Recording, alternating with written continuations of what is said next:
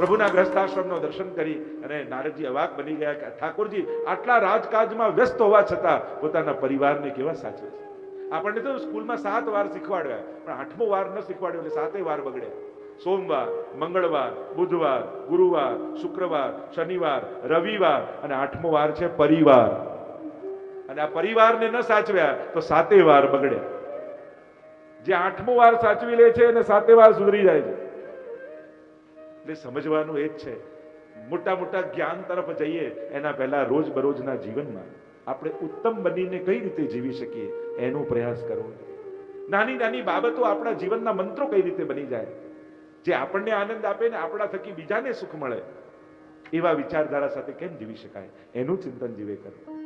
ગ્રસ્તાશ્રમના દર્શન કર્યા, પ્રભુના વંદન કર્યા, પ્રભુને આગળ જરાસંધ ઉદ્ધારની કથા આવી. યુધિષ્ઠિર દ્વારા રાજસુ યજ્ઞમાં શિશુપાલ વધની કથા આવી. યુધિષ્ઠિર દ્વારા રાજસુ યજ્ઞ કર્યો.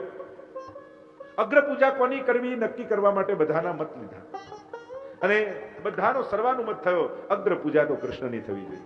પહેલું પૂજન તો પ્રભુનું થવું જોઈએ અને એ રીતે સત્કાર્ય શરૂ થવું જોઈએ. અને આપણે ત્યાં તો વૈષ્ણવી પરંપરામાં તો છે જ, કોઈ પણ સારો પ્રસંગ આવે તો પહેલો મનોરથ ઠાકોરજીનો થાય. અરે લગ્ન પણ હોય ને દાગીના કરાવતા હોય તો પહેલો દાગીનો ઠાકોરજીનો કરાવે. જન્મદિવસ પણ આવે ને તો સૌથી પહેલા પલના આપણે હવેલીમાં કરાવીએ, ઠાકોરજીના પલના કરીએ આપણા ઘરે. કોઈ પણ શુભ પ્રસંગ આવે ત્યારે સૌથી પહેલા પ્રભુને યાદ કરવાના. આપણો વિવેક છે. શરૂઆત જેની સારી હોય, શર્ટનો પહેલો બટન બરાબર લાગે ને તો બાકી બધા બટન બરાબર લાગી જાય. તો પહેલો ખોટો લાગે ને તો બધા ખોટા લાગે. એમ જેની શરૂઆત જ ખોટી થઈ હોય ને એનું બધું ખોટું થવા લાગે. એટલે ઉત્તમ શરૂઆત એ સફળતાનો સૂચક છે, શ્રેષ્ઠ શરૂઆત. અને એ શ્રેષ્ઠતા પ્રભુ સિવાય બીજી કઈ હોઈ શકે? મંગલ રૂપ નિધાન સાંભળો, મંગલ રૂપ નિધાન. મંગલમ ભગવાન વિષ્ણુ, મંગલમ ગરુડધ્વજ. જીવનમાં મંગલ ઈચ્છતા હો તો પરમાત્માના સ્મરણ કરજો. બધાએ સર્વાનુમતે નક્કી કર્યું કે પહેલું પૂજન કૃષ્ણનું કરીશું અને વિરોધ કર્યો શિશુપાલે. અરે આ ગુવાળિયાની પૂજન, અરે આનું પૂજન, 100 અપશબ્દો બોલ્યો અને ભગવાન એનો ઉદ્ધાર કર્યો. આગળ સુદામા ચરિત્રનું વર્ણન આવ્યું અને લખતા સુદામા ચરિત્રને વર્ણન કરતા કહ્યું, કૃષ્ણનો કોઈ એક સખા બ્રાહ્મણો બ્રહ્મવિત્તમઃ, બ્રાહ્મણ છે, લૌકિક ધન નથી પણ બ્રહ્મવિત્ત જરૂર છે. બ્રાહ્મણ પાસે એના ભજનનું ધન હોવું જોઈએ, એના અનુષ્ઠાન, એના નિયમ પાઠ જપ એનું ધન હોવું જોઈએ. બ્રાહ્મણો બ્રહ્મવિત્તમઃ વિરક્ત ઇન્દ્રિયાર્થેષુ. ઇન્દ્રિયોની બહુ લાલસા નથી, બહુ લોલુપતા નથી. સંકલ્પ કર્યો છે, અયાચક વ્રત લીધું છે, માંગીશ નહીં, મળશે એનાથી નિર્વાહ નિભાવીશ, એનાથી જ ચલાવીશ. વિરક્ત ઇન્દ્રિયાર્થેષુ પ્રશાંત આત્મા જીતેન્દ્રિય, ઇન્દ્રજીત છે. અયાચક વ્રત લીધું, સંજોગો નબળા છે, અનુકૂળતાઓ નથી, ઘરમાં કાંઈ નથી. પત્ની કહેવા લાગી, નાથ હું તો ભૂખી રહી જાઉં, તમારા કરે લીધેલી પ્રતિજ્ઞાની હું તો આદર કરું છું, મારો સાથ તમને સંપૂર્ણ છે, પણ બાળકો ભૂખ્યા થયા હોય ને મારાથી જોવાતું નથી. નાથ એ જ્યારે રાતના સૂતી સમયે જ્યારે દૂધ માંગે અને લોટ પલાળીને પાણીમાં ભેળવીને એમને પીવડાવું ને ત્યારે મારું હૈયું કપાય છે. મેં સાંભળ્યું છે દ્વારિકાનો નાથ આપનો મિત્ર છે, માંગો એમ નથી કહેતી. મેં તો એમ સાંભળ્યું છે એ દ્વારિકાધીશના કોઈ એકવાર દર્શન કરી લે ને તો એ જન્મ જન્મના એના દારિદ્રને ટાળી દે છે. એક વાર તો એને મળવા જાઓ. વારંવાર પત્ની કહેવા લાગ્યા ત્યારે સુદામાને એક દિવસ એમ થયો કે મારી પત્ની કદાચ મને નથી કહેતી, ભગવાનને મને મળવાની ઈચ્છા થઈ લાગે છે એટલે આની જીવા પર બેસીને મને બોલાવી રહ્યા છે. જો ઘણીવાર ભગવાન સીધા આપણને નથી કહેતા કોઈ વાત, કોઈના ને કોઈની જીભ પર બેસીને બોલાવે. એ આપણી સમજણ જોઈએ કે હમણાં આ બોલ્યો છે ને, આ આવું બોલે નહીં, ચોક્કસ ઠાકોરજી જ મને કોઈ સંકેત કરી રહ્યા છે. પ્રભુ જ કોઈની જીભ પર બેસીને ઘણીવાર આપણને ઈશારો કરતા હોય. આપણી સમજણ જોઈએ કે હમણાં ભગવાનનો આ સંકેત મને મળ્યો છે. વારંવાર આ કહી રહી છે, ચોક્કસ દ્વારકાધીશને મારી યાદ આવતી લાગે છે એટલે આના મુખે બોલાવીને મને મોકલવા માંગે છે. કહ્યું ઠીક છે, તું આટલા દિવસથી કહે છે તો કાલે જ સવારે હું દ્વારિકા માટે નીકળીશ, પણ ખાલી હાથે કેમ જાઉં? જો વિચાર કરો, આ ભક્તની અવસ્થા, સાધારણ વ્યક્તિ હોય તો શું શું માંગીશ એમ આખી રાત લિસ્ટ કરી લઈએ એમ કહે, પણ આ તો ભગવાનનો ભક્ત છે, શું આપીશ એનો વિચાર કરી રહ્યો છે. આ સંજોગોમાં પણ આ ભક્તની મોટાઈ છે. દુનિયા જેની પાસે માંગે એને પણ આપવાનું જે વિચારે ને એ જ વૈષ્ણવ છે. જેની પાસે બધું જ છે એને હું શું આપું એવો જે વિચાર કરે એ વૈષ્ણવ છે. આ વૈષ્ણવતાના લક્ષણ છે. વિચાર કરે કે શું આપીશ, અને 4 મુઠ્ઠી તાંદુલ ભરીને આપ્યા છે, બાંધી લીધા ને કે હું પ્રભુને આ ધરું. સુદામા પોટલી લટકાવી, એક ધોતીયો ને ઉપરણો છે, લાકડી લઈને ચાલ્યા છે. સુદામા પુરીથી નીકળ્યા દ્વારિકા તરફ. થોડું ચાલ્યા, ભૂખ્યા તરસ્યા, ખાલી પેટ થાકી ગયા, વૃક્ષ નીચે સૂઈ ગયા અને પ્રભુને થયું કે મારો ભક્ત મારી તરફ આવી રહ્યો છે, એ 10 ડગલા ચાલે તો 90 ડગલા હું ચાલું, અને એને યોગ નિદ્રામાંથી ઉપાડ્યા અને દ્વારિકાની બહાર લાવીને સુડાવી દીધા. જ્યારે આંખ ખુલી સુદામાની, કોઈ નગર દેખાયું. અરે આ નગર ક્યાંથી આવ્યું? ચારે બાજુ ચળકતું સોનું દેખાયું. અરે આ સુવર્ણની નગરી કઈ છે? કોઈ જતું હતું, એને પૂછ્યું આ કયું શહેર છે? તો કે આ તો દ્વારિકાધીશની દ્વારિકા છે. અરે હું આવી પણ ગયો, મને ખબર ન પડી. ક્યારે ક્યારે ચાલતો ને ક્યારે હું અહીંયા પહોંચી ગયો, ભાને ન રહ્યો. અને બધાને પૂછતા પૂછતા સુદામાજી દ્વારિકાધીશના મહેલની બહાર પહોંચ્યા છે. પ્રસિદ્ધ કથા છે, જ્યાં અંદર જવા જાય દ્વારપાલોએ રોક્યા, કોણ છો, ક્યાં શું કામ છે, શેના માટે મળવું છે, કોને મળવું છે? ગભરાતા ગભરાતા સુદામાએ કહ્યું, હું દ્વારિકાધીશનો મિત્ર છું, મારું નામ સુદામા છે. એકવાર જઈને દ્વારિકાધીશને કહો કે એમનો મિત્ર બહાર ઉભો છે. અરે જા જા, તારા જેવા તો રોજ કેટલાય આવતા હોય, બધાને જો મળવા જાય તો રાજગાજ ક્યારે કરે પ્રભુ? નહીં મળે. અરે થોડી વાર થાય એટલે પાછા સુદામા જાય. એકવાર જઈને કહો તો ખરા કે એમનો મિત્ર સુદામા બહાર ઉભો છે. 3-4 વાર થયું એટલે દ્વારપાલોને આવ્યો ક્રોધ, ધક્કો માર્યો છે. કહ્યું ને તને તું નીકળ. હૃદય ભરાઈ આવ્યું, પ્રભુ આટલી દૂરથી આપને મળવા આવ્યો ને આપની ઝાંખી નહીં થાય. થયું લાવ છેલ્લી વાર પ્રયાસ કરી જોઉં. દ્વારપાલો પાસે આવીને કહ્યું, હાથ જોડીને કહ્યું કે એક વાર કહી તો દો કે એમનો મિત્ર સુદામા બહાર ઉભો છે. જો દ્વારકાધીશ કઈ જવાબ ના આપે તો હું સીધો નીકળે. હૃદય ભરાયેલું જોયું એટલે દ્વારપાલોને આવી દયા, લાવ જઈને એકવાર સમાચાર તો આપવા દો. અને દ્વારપાલો ભીતર ગયા છે, ઠાકોરજી ડોળે ઝૂલી રહ્યા છે. અને દ્વારપાલે આવીને કહ્યું, મહારાજ ગરીબ બ્રાહ્મણ કોઈ બહાર ઉભો છે, આપને મળવા માંગે છે. પોતાનું નામ સુદામા કહે છે. અને જ્યાં સુદામા શબ્દ કર્ણમાં પડ્યા, દ્વારિકાધીશ કૂદકો મારીને દોડ્યા છે. ફલાંગો ભરતા જાય, પીતાંબર ઉડતું જાય, અને ફલાંગો ભરતા ભરતા સુદામાની નિકટ આવીને બાથ ભીડી. અરે આટલા વર્ષે તને મારી યાદ આવી? આવ આવ મિત્ર. લઈને આવ્યા, પોતાના સ્વર્ણના સિંહાસનમાં બિરાજમાન કર્યા છે. સુદામા બિરાજમાન થયા. પાટે પટરાણીઓને કહ્યું, જલ્દી જલ લાવ. અને જલ લાવે પહેલા પાણી પરાત કો છુયો નહીં, અસવન જલ સે પગ ધોએ. પોતાના નેત્રોના જલથી સુદામાના ચરણ પખારી રહ્યા છે. રાત્રિના સમયે ભોજન કરવા બિરાજ્યા છે. અને ભોજન કરતા કરતા નાનપણની વાતોને યાદ કરે છે. સુદામા તને યાદ છે ગુરુકુળમાં આપણે શાંતિપનીના આશ્રમમાં ભણતા ઉજ્જૈનમાં? આહા પ્રભુ, કેમ ભૂલી શકાય? આટલા રાજા મહારાજાઓના દીકરા હોય ને હું એકલો ગરીબ બ્રાહ્મણનો દીકરો, મારી જોડે તો કોઈ ભોજન કરવા નહીં બેસતું, બધા થાળી લઈને ભાગી જતા. અને કનૈયા, મને યાદ છે તું તારી થાળી લઈને મારી બાજુમાં આવતો અને કોળીઓ ભરી ભરીને મારા મુખમાં મૂકતો. કેમ ભૂલી શકાય? પ્રભુ યાદ અપાયું. સુદામા તને યાદ છે એકવાર ગુરુમાએ ચણા આપ્યા હતા અને લાકડા લેવા વનમાં ગયા આપણે. વરસાદ પડ્યો ને ઝાડ પર ચડી ગયા. મેં પૂછ્યું, કંઈક આપ્યું છે ગુરુમાએ? અને ત્યારે તું એકલો ખાઈ ગયો હતો સુદામા. જોરથી પોક મૂકીને રડતા સુદામાએ કહ્યું, એની તો સજા ભોગવું છું પ્રભુ. આપનું આપેલું આપને આપ્યા વગર જે ખાઈ જાય એની તો આ જ દશા. દારિદ્ર મારા ભાગ્યમાં નતું લખેલું, મારી પસંદગીથી મેં પસંદ કર્યું છે.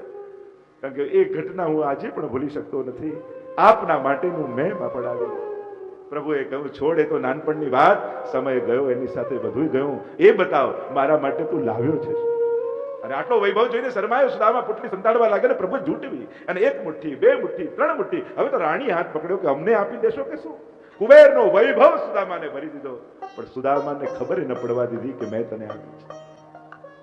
ત્યારે સુદામા ગયા ને ત્યારે પૂછ્યું તું સુદામા કે પ્રભુ આપેને કહ્યું નહીં કે તમે આટલું આપ્યું? એને રાતના પૂછે છે પટરાણી કે આપેને કહ્યું નહીં કે આટલું આપ્યું? કેમ ન કહ્યું? ત્યારે પ્રભુ કહે, માંગનારો માંગી ન શકતો હોય તું આપનારો કેમ એને યાદ અપાવું કે મેં તને યાદ આપ્યું? હું ક્યારેય કોઈને યાદ નથી અપાવતો. આપણે કઈ જમણો હાથ આપે તો ડાબા હાથને ખબર ન પડવી જોઈએ. ભગવાન તો એ રીતે આપે છે કે લેનારને ખબર નથી પડતી કે આપનારો એ છે. એને તેમ લાગે મારી મહેનત, મારી બુદ્ધિ, મારી હોશિયારી. અરે એ તો દુનિયામાં ઘણા પાસે છે પણ બધાને સફળતા નથી મળતી. અનેક દિવસ સુધી સુદામાને રોક્યા છે. સુદામાને યાદ આવ્યું, મારી પત્ની ને બાળકો ભૂખ્યા હશે, શું ને શું સપના જોતા હશે, અને મેં તો કાંઈ માંગ્યું નહીં. ને સારું થયું પ્રભુએ કંઈ મને આપ્યું નહીં તો આંખથી આંખ મિલાવીને પ્રભુ જોડે ઊભો ન રહી શકે. મને ઉપકાર માને છે પણ એને ક્યાં ખબર છે કે પ્રભુએ ભંડાર ભરી દીધા. અને એક દિવસ આવીને કહ્યું કે પ્રભુ હવે આજ્ઞા આપો, ઘરે જાઉં. મારી પત્ની ને બાળકો મારી પ્રતીક્ષા કરતા હશે. પ્રભુએ કહ્યું, ઠીક જાય, એનો વાંધો નહીં, પણ મારા વસ્ત્ર, મારા ઘરેણા, મારો મુગટ. પાછા એ જૂના વસ્ત્રો કાઢીને આપ્યા સુદામાને. પાછા પ્રભુના બધા જ વસ્ત્રને ઘરેણા આપી દીધા. અને પાછું એ ધોતીઓને ઉપરનો ઓઢી ભેટ્યા છે પ્રભુ સાથે સુદામાજી. આજ્ઞા માંગી કે હવે જાઉં. ઠીક છે સુદામા. બંનેના નેત્રો છલકાયા અને ધીમે ડગલે સુદામાજી નીકળ્યા મહેલમાંથી. અને હજી તો દરવાજે પહોંચ્યા કે અવાજ આવ્યો, સુદામા. અને ભીની આંખે પાછા વળીને સુદામાએ જોયું કૃષ્ણ સામે. હા, શું છે કૃષ્ણ? સુદામા, આટલા વર્ષે આપણે મળ્યા અને ફરી કોણ જાણે ફરી મળીશું કે કેમ, અને ક્યારે મળીએ કોને ખબર. હા પ્રભુ, કાંઈ નક્કી નહીં, પાછું ક્યારે મળે. સુદામા, મારા મનમાં એક મનોરથ છે. શું છે? તારી કોઈ નિશાની મને આપતો છે, જેથી એને જોઈને હું સદાય તને યાદ કરતો રહું. અને સુદામાને એટલો બધો સંકોચ લાગ્યો કે મારી પાસે તો કાંઈ નથી, હું પ્રભુને શું આપું. સંકોચથી એને કહ્યું, પ્રભુ ક્ષમા કરજો, મારી પાસે તો કાંઈ આપવાનું નથી. પ્રભુ કહે, બીજું કાંઈ નહીં, તારી પાદુકા અહીંયા મૂકતો છે, હું એને જોઈને તને યાદ કરતો રહીશ. પ્રભુ, સુદામા કહે, પ્રભુ હદ કરો છો, મારી પાદુકા કોઈ રાખે?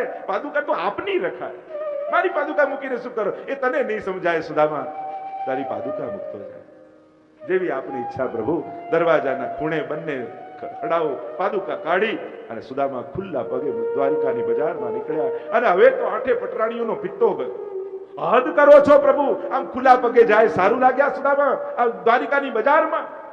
પ્રભુ કહે, મારી ઈચ્છા છે કે ખુલ્લા પગે દ્વારિકામાં જાય, કારણ કે ખુલ્લા ચરણારવિંદથી મેં બ્રજને તો પાવન કર્યું, પણ દ્વારિકાને પાવન કરવાનું સામર્થ્ય મારામાં નથી. સુદામા જેવા ભક્તો જ્યારે ખુલ્લા પગે જશે ને તો મારી દ્વારિકા ચોથું ધામ બની જશે. લોકો અહીંયા યાત્રા કરવા આવશે અને આની ધૂલીનું એટલું સામર્થ્ય થઈ જશે કે એને સ્પર્શ કરતા જ લોકોનો દુર્ભાગ્ય ટળી જશે. અને સુદામાજી ચાલતા ચાલતા સુદામાપુરી પહોંચે છે અને જુએ તો ઝૂંપડું ન દેખાયું, મહેલ ઊભું છે. ગભરાયા સુદામા, અરે મારી ઝૂંપડી કોઈ લઈ ગયું, મારી પત્ની ક્યાં હશે, મારા બાળકો ક્યાં હશે? ગભરાયા, અરે મારું ઝૂંપડું ગયું. એટલામાં એક રાણી દોડતી દોડતી આવી. નજીક આવી તો ખબર પડી તો મારી પત્ની છે. ચરણોમાં પડી, નાથ પ્રભુની કૃપા થઈ. આ દ્વારિકાધીશે કુબેરનો વૈભવ ઘરમાં ભરી દીધો. અને આ સાંભળતાની સાથે ઘૂંટણીએ પડી ગયા છે.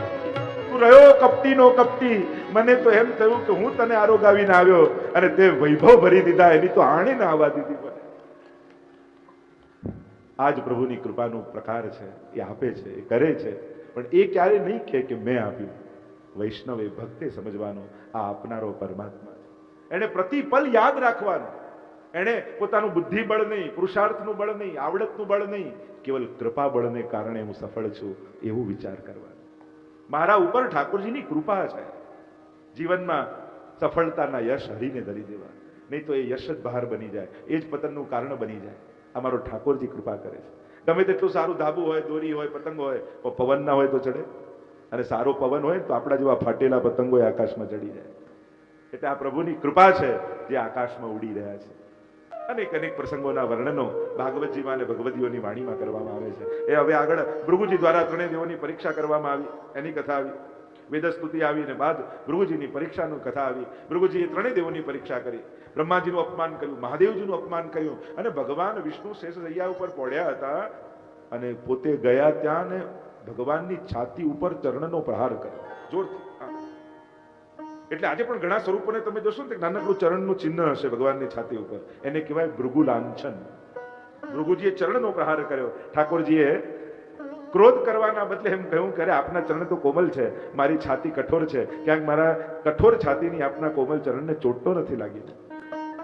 અને ભૃગુજીને શરમ આવી ગઈ, અપરાધનું ભાન થયું. આ ત્રણેય અપરાધથી ડરવું, વાચિક, કાયિક અને માનસિક. ત્રણ પ્રકારથી દોષ થાય છે. એટલે તો ગીતાજીમાં ત્રણેય પ્રકારના તપ બતાવ્યા ભગવાને. અનુદ્વેગ કરમ વાક્યમ સત્યપ્રિય હિતમ ચયત સ્વાધ્યાયા વ્યસનમ ચૈવ વાંગમયમ તપ ઉચ્યતે. વાણીનું તપ બતાવ્યું. અનુદ્વેગ, કોઈને ઉદ્વેગ ન થાય. સત્યમ પ્રિયમ હિતમ ચયત સ્વાધ્યાયા વ્યસનમ ચૈવ. મનનું તપ બતાવ્યું. મન પ્રસાદ સૌમ્યત્વમ મૌનમ આત્મ વિનિગ્રહ ભાવ સંશુદ્ધિ રીતિ એતત તપો માનસ ઉચ્યતે. મન પ્રસાદ, મનને આનંદમાં રાખવું એ મનનું તપ છે. નક્કી કરો સવારે આજે આખો દિવસ મારે આનંદમાં રહેવું છે. બહુ અઘરું લાગશે. મનને દુઃખ ગમે છે, મન દુઃખ શોધી લે છે, ક્યાંકથી ને ક્યાંકથી દુઃખ ગોતીને દુઃખી થઈ જાય છે. મન પ્રસાદ સૌમ્યત્વ, મૌનમ. મૌન એ વાણીનું તપ નથી, મનનું તપ છે. મૌન રહેવાથી મન પવિત્ર થાય છે. મૌનમ ભાવ સંશુદ્ધિ, શુદ્ધ ભાવથી જીવવું એ પણ મનનું તપ છે. તો ત્રણેય પ્રકારના તપની ચર્ચા કરી છે. વૈષ્ણવે ત્રણેય પ્રકારના દોષોથી બચવું. આગળ કૃષ્ણ લીલા વિહારનું વર્ણન આવ્યું 90મા અધ્યાયમાં અને 10મા સ્કંદે આપણે અહીંયા વિરામ આપીએ. બોલો ગોવર્ધન કૃષ્ણ કનૈયા લાલ કી જય. એકાદશ સ્કંદ મુક્તિ લીલા. મોહ મરવું એ જ મુક્તિ છે. શરીર મરવું થી જ મુક્તિ થાય એમ નથી. આપણે જીવનથી મુક્તિ નથી જોઈતી, આપણે મુક્ત જીવન જોઈએ છે, બંધન વગરનું જીવન. એમ પણ મુક્તિ મનુષ્યનો સ્વભાવ છે. નાના બાળકને પૂછો ને તને સ્કૂલમાં કયો ટાઈમ ગમે? પીટીનો પીરિયડ ગમે, ડ્રોઈંગનો પીરિયડ ગમે, એકના છૂટવાનો બેલ વાગે ને એ જ ગમે. મુક્તિ મનુષ્યનો સ્વભાવ છે, એને બંધન નથી ગમતું. તમને કોઈ બધી જ વસ્તુ આપી દે, તમારી ગમતી બ્રાન્ડની મોંઘામાં મોંઘી, પણ એ કોરડામાં બંધ રાખે કે તારે આની બહાર નહીં નીકળવાનું, તો એક વસ્તુ સુખ આપે? બંધન માણસને નથી ગમતું. कुछ इस तरह मैंने अपने को आजाद किया, कुछ लोगों से माफी मांगी, कुछ लोगों को माफ किया. બંધનથી આ જ પ્રકાર છે. જેનો અપરાધ કર્યો એની ક્ષમા માંગી લો, અને જેને આપણી જોડે બગાડ્યો એને માફ કરી દો. નારદજી અહીંયા યાદવો ઉચ્છૃંખલ થયા. યુવાની આવી, સત્તા આવી, ધન આવ્યું, વૈભવ આવ્યું, એટલે યુવાનોને એમ થઈ ગયું કે બસ અમને હવે કોઈ કહેનારું નથી. સામે ઋષિનો યજ્ઞ ચાલતો હતો, અને યજ્ઞ ચાલતો હતો એટલે એમ થયું કે લાવ આ ઋષિઓની પરીક્ષા કરી. અને પરીક્ષા કરવા માટે શાંબ નામના યાદવને ગર્ભવતી સ્ત્રીનો વેશ પહેરાવ્યો, અને ગર્ભવતી સ્ત્રીનો વેશ ધરાવી એને લઈ ગયા ઋષિ પાસે. અને ઋષિને પૂછ્યું કે મહારાજ, આને બાળક થવાનું છે તો બતાવો ને, આને દીકરો થશે કે દીકરી થશે? અને ઋષિને આવ્યો ક્રોધ. જ્યાં પ્રણામ કરવા જોઈએ ત્યાં પરીક્ષા કરે છે, જ્યાં શ્રદ્ધા રાખવી જોઈએ ત્યાં શંકા કરે છે. શ્રાપ આપ્યો ને કહ્યું, ન દીકરો ન દીકરી, આના પેટમાંથી મૂષળ નીકળશે અને એનાથી સમસ્ત યાદવ કુળનો સંહાર થશે. આવો શ્રાપ લાગ્યો. અને શ્રાપ લાગ્યો એટલે ગભરાયા આ બધા યુવાન યાદવો. વસ્ત્ર કાઢ્યા અને જોયું તો મૂષળ નીકળ્યું. ઉગ્રસેન પાસે ગયા કે આ મૂષળનું કરીએ શું? કહ્યું આને ઘસીને આનો ભૂક્કો દરિયામાં નાખી દો. ઘસીને ભૂક્કો નાખ્યો, થોડો ટુકડો બચ્યો એ પણ નાખ્યો. એક માછલી ગળી ગઈ, માછલી જરા નામના પારધી પાસે આવી, એને કાપી, તો એમાંથી આ ટુકડો નીકળ્યો, એમાંથી એને બાણ બનાવ્યો. અહીંયા નારદજી આવ્યા છે વસુદેવજી પાસે, ભાગવત ધર્મનું નિરૂપણ કર્યું છે. અને ભાગવત ધર્મનું નિરૂપણ કરતા સુંદર નિમિ રાજાના યજ્ઞમાં નવ યોગેશ્વરની કથા કહી. કવિ હરિ અંતરિક્ષ પ્રબુદ્ધ વિપલાયન આવિર્હોત્ર રૂમિલ ચમસ્કર ભાજન, આ નવ યોગેશ્વર છે. નિમિ રાજાને ત્યાં યજ્ઞ ચાલી રહ્યો છે, અને એમાં આ નવ યોગેશ્વરો પ્રવેશ કરે છે. અને જોતાની સાથે નિમિ રાજા ખૂબ પ્રસન્ન થઈ ગયા અને વંદન કરીને બોલ્યા, આ માનવ દેહ દુર્લભ છે, અને એમાં પણ મહાપુરુષનું સાનિધ્ય મળવું એ તો અતિ દુર્લભ છે. આ દેવ હારે ઘડીએ મળવાનો નથી. શું આ જન્મના કર્મો પરથી આપણને લાગે છે કે આવતા જન્મમાં પણ માણસ ભગવાન બનાવશે? કોઈ એ વસ્તુ વાપરવા આપીને એનો દુરુપયોગ કરો તો પાછી કોઈ વસ્તુ આપે ન મળે.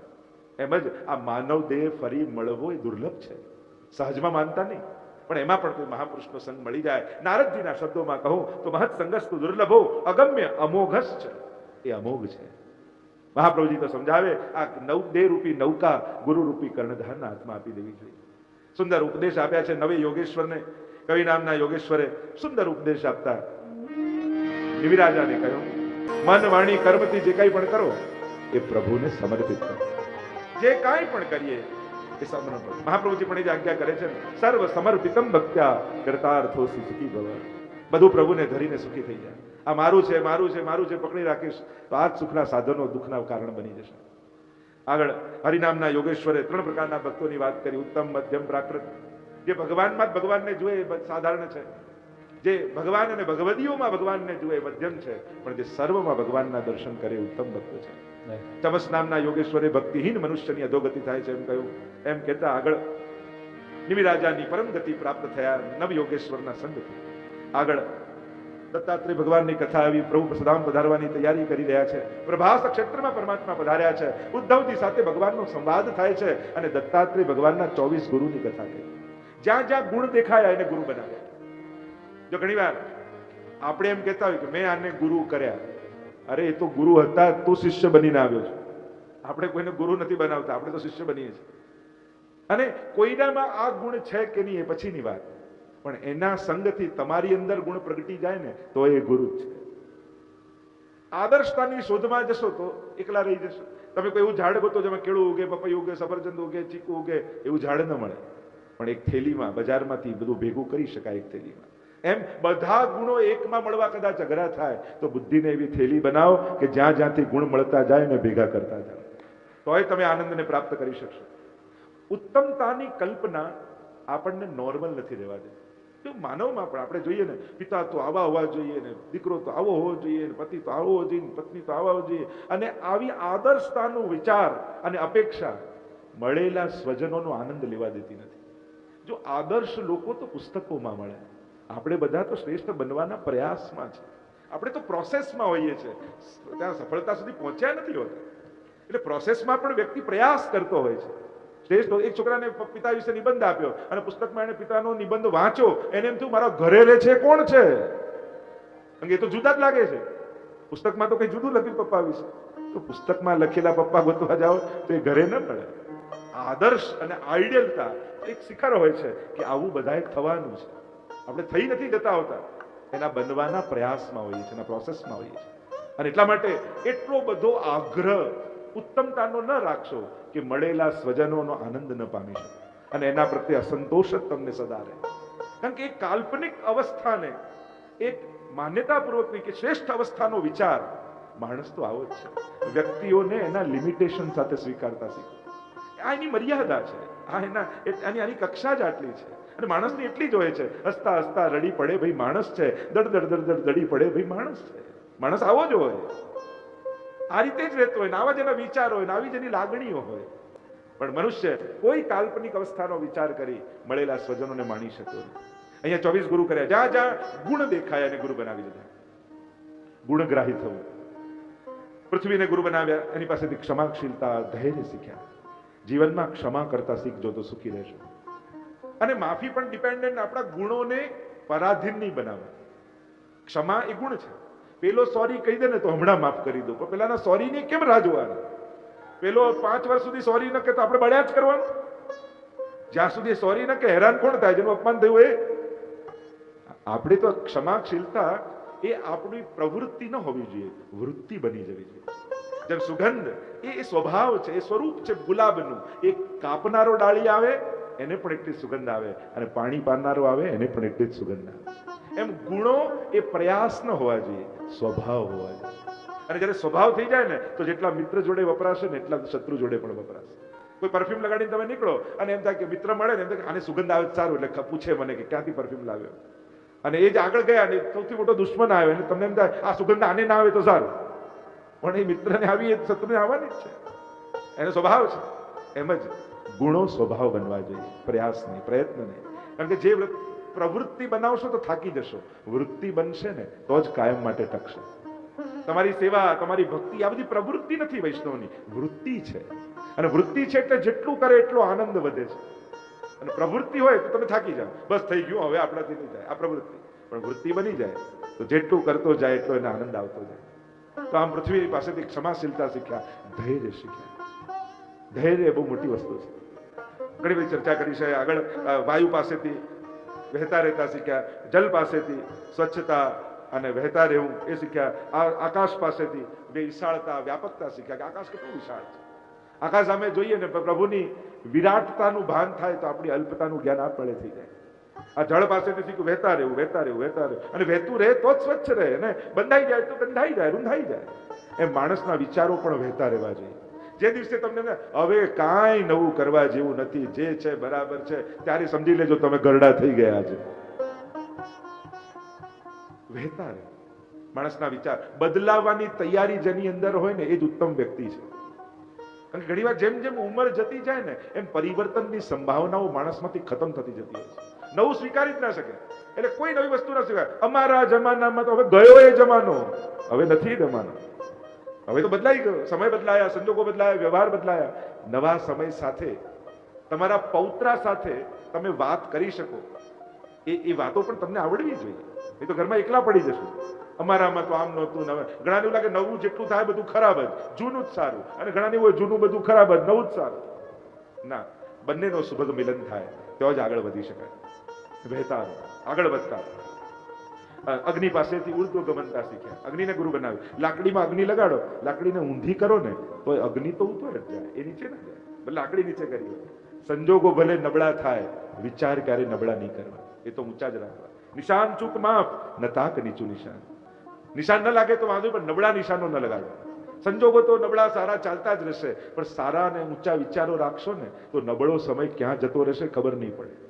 પણ જો વિચારે નબળા થઈ ગયા ને તો એક એક ઘડી કાઢવી બહુ અઘરી થઈ જશે. એટલે નબળા સમયમાં સારા વિચારો જ બળ હોય છે, તાકાત હોય છે. કારણ કે ઉત્તમ વિચારને પકડી રાખે માણસ તો ક્યાંય નબળો સમય પસાર થઈ જાય ખબર ન પડે. આગળ ચંદ્રને ગુરુ બનાવ્યા, સૂર્યને ગુરુ બનાવ્યા. સૂર્ય દરિયા પાસેથી લે છે જલ, પોતે નથી રાખતો, પાછો વાદળ રૂપે પાછું આપી દે છે. એમ સમાજમાં આપણે કમાઈએ આ સંસાર પાસે, પણ આવા ભવનો બનાવી પાછું સમાજના કલ્યાણમાં અર્પી દેવું જોઈએ. આપણા થકી જે કાંઈ પણ ઉત્તમ થઈ શકે. અહીંયાથી લઈ જવાનો કોઈ ઉપાય નથી, પણ દુનિયામાં કંઈક સારું મૂકી જવાના ઘણા રસ્તાઓ છે કે જે જોઈને લોકો આપણને યાદ કર્યા કરે. અને આ તો અમરત્વ છે ને. આપણે કઈ ભાગવત સાંભળીને અમર થઈ, અમર એટલે એક શરીરમાં રહેવું એ જ અમરત્વ ના. કોઈની પ્રેરણામાં રહેવું એ પણ અમરત્વ છે, કોઈની વિચારધારામાં રહેવું એ પણ અમરત્વ છે, કોઈના માર્ગદર્શનમાં જીવવું એ પણ અમરત્વ છે.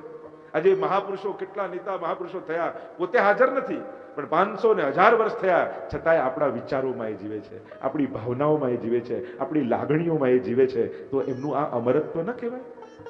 શરીરમાં રહેવું એ જ અમરત્વ છે ના. કોઈની પ્રેરણામાં જીવવું, કે કોઈની પ્રેરણા બની જવું અમરત્વ છે. આજે બધા અમર છે. આ લોકો, લાખો લોકોના હૃદયમાં એ લોકો જીવી રહ્યા છે.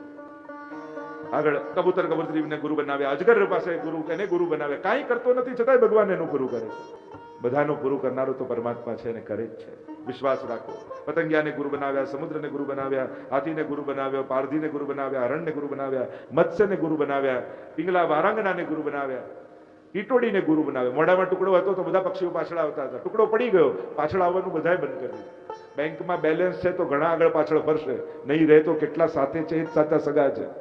તમારી જોડે રહેનારા લોકો તમારા માટે તમારી જોડે છે કે તમારા સામર્થ્ય, પદ કે પૈસાને કારણે તમારી જોડે છે, એનો વિવેક રાખો. બાળકને ગુરુ બનાવે, નાનકડા બાળકને ગુરુ બનાવે. હવે બાળકને સંસ્કૃતમાં સ્તુતિ કરો કે અપશબ્દ બોલો, એને કોઈ ફેર પડે? એ તો હસતું જ રહે. એટલે તુલ્ય નિંદા સ્તુતિર મૌની, એનાથી દૂર રહેવું. ભગવાનને જો બતાયા, એ જ નાના બાળકને ક્યારે તમે ટેન્શનમાં જોયો કે આ ખોટા શેર લેવાઈ ગયા? નાનું બાળક ક્યારે ટેન્શનમાં ના આવે? મોટા જેમ જેમ ઉંમર થતી જાય ને એમ પ્રસન્ન રહેવા માટે પણ પાર્ટી જોઈએ. બહુ દિવસથી આમ ટેન્શન લાવો ને એકાદ પાર્ટી કરી તો મજા આવે, એટલે મજા કરવા માટે ઇવેન્ટો કરવા પડે. નાનકડું બાળક કાંઈ ન કરતું હોય તો એ મજામાં જ હોય, કારણ કે એને ભૂતકાળનો કોઈ અફસોસ ન હોય અને ભવિષ્યની કોઈ ચિંતા ન હોય. એ વર્તમાનમાં જીવતો હોય છે એટલે આનંદમાં હોય છે. એમ બાળક જેવી નિર્દોષતા જો જીવંત રાખશો ને તો સદાય પ્રસન્નતા બનેલી રહેશે. નાના બાળકને આપણે જોઈએ, ઉલટાનો સમર્થ વ્યક્તિ બોલી શકે, સમજાવી શકે, પોતાના મનની વાત કરી શકે, એ ટેન્શન મુક્ત હોવા જોઈએ. અને જે બોલી નથી શકતો, કહી નથી શકતો, સમજાવી નથી શકતો, એ ટેન્શન ફ્રી છે. અને સમર્થ છે એ ચિંતામાં છે. આ તો ઊંધું કહેવાય. કેમ નિશ્ચિંત છે બાળક? કારણ કે મા ઉપર એને ભરોસો છે. એમ જેમ બાળકને મા પર ભરોસો છે, એમ જીવને ભગવાન પર ભરોસો આવી જાય ને તો પણ એ નિશ્ચિંત થઈ જાય. સંસારનો સહારો મળે ન મળે, હે પ્રભુ હું તો તારા સહારે જીવું છું. શાશ્વતનો સહારો લેશો તો સુખી રહેશો, નાશવંતના આશ્રય પર રહેશો તો હંમેશા દુખી આવશે, સદા દુઃખ રહેશે, કારણ કે નાશવંત છે.